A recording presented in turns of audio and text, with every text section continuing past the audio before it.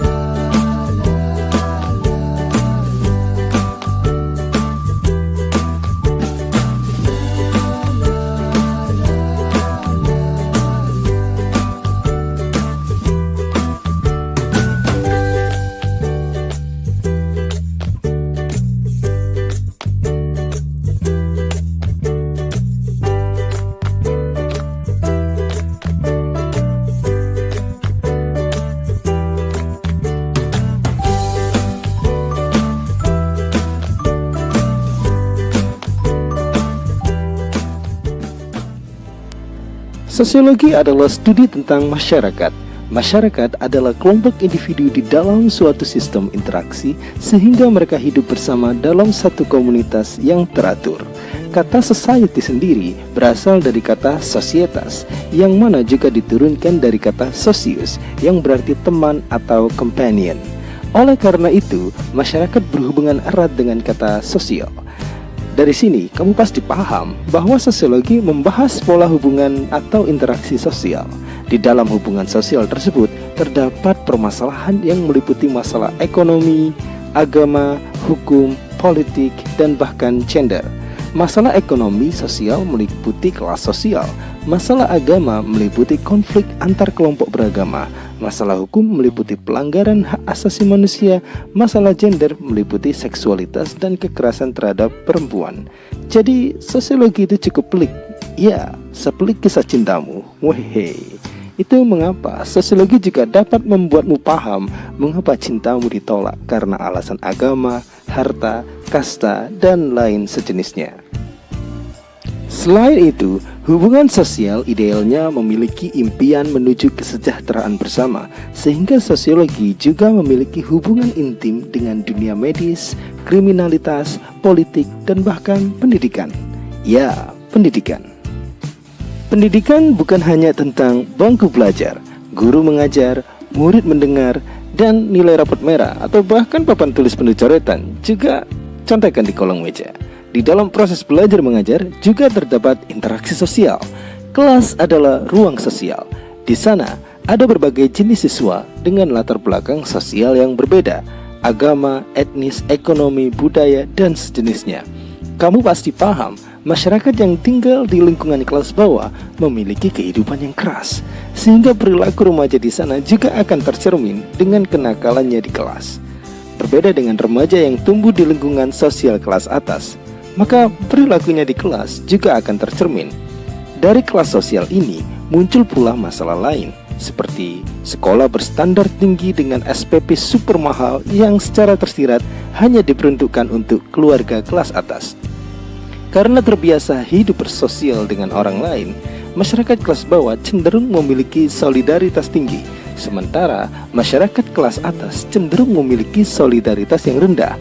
Perbedaan ini juga akan terlihat ketika kamu memasuki sekolah elit dengan siswa cerdas namun cenderung egois, dengan sekolah yang memiliki gedung peot dengan siswa yang nakal namun begitu atraktif dan ekspresif. Dari sini, pemahaman tentang sosiologi begitu penting bagi seorang guru. Seorang guru dapat mengambil manfaat dan mempelajari latar belakang sosial dan budaya siswa-siswanya.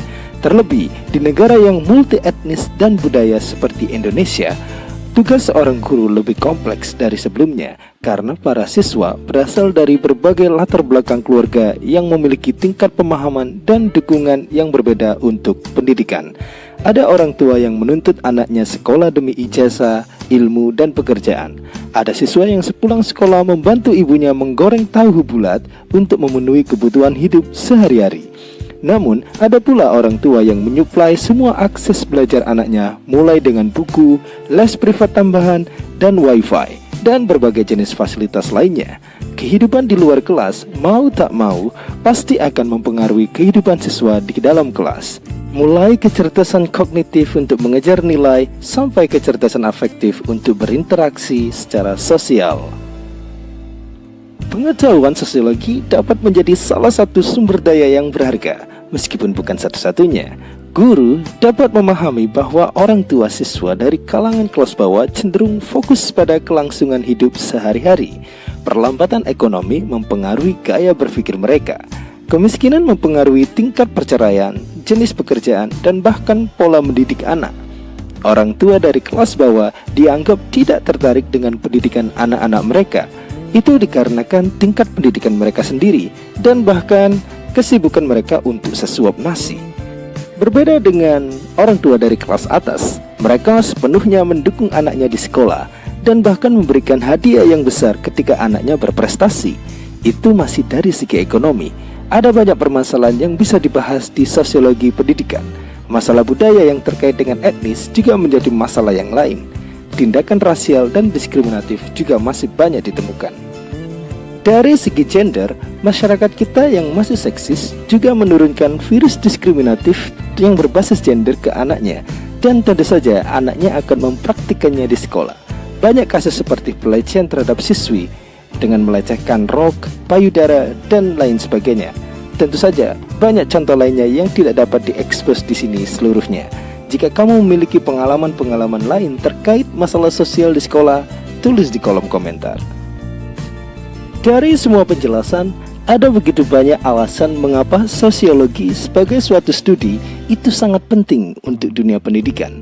Itu belum lagi termasuk pembahasan pola pendidikan di masyarakat yang mengalami kekacauan karena perang seperti Afghanistan, Syria, dan lain sebagainya. Atau juga masyarakat yang mengalami kekacauan karena etnis seperti warga Uighur dan Rohingya. Dan tentu saja masih banyak lainnya. Seperti biasa, jika kamu mahasiswa studi pendidikan bahasa Inggris, ilmu sosiologi juga begitu penting untukmu. Kamu dapat melakukan analisis berbasis pedagogi dan sosiologi untuk meneliti kaitan latar belakang orang tua siswa dengan kemampuan bahasa Inggris siswa. Hal itu begitu beralasan karena seperti yang kita ketahui, bahasa Inggris seolah-olah adalah pelajaran yang menuntut waktu lebih untuk dipelajari. Banyak lembaga bimbingan belajar menyediakan layanan belajar tambahan.